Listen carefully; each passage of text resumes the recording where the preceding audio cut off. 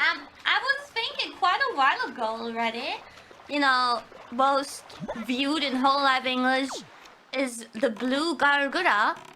Most viewed in whole life Japan is the blue usara pekora. And most viewed in whole life Indonesia is the blue kobo. And I've noticed a pattern. And I've been thinking that, you know, since our audience is, let's be real, mostly male, now that's just the truth, and that's fine. I was thinking, you know, a color like blue is just, it speaks to you guys more than like a color like pink.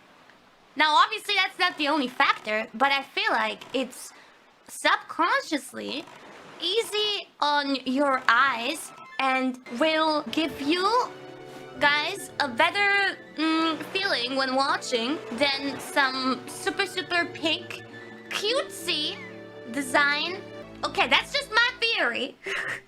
Plus, of course, other factors like being funny and personality and all that. But I don't think it's a coincidence that all the popular ones are blue.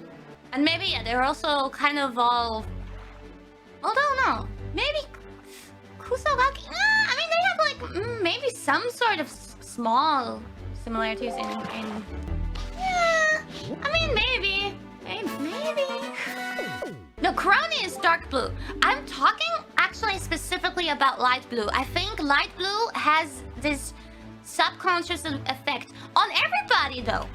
Light blue is just such a color that everybody would like. No, it's not. It's obviously not like a recipe for success to be blue. Not an automatic success recipe.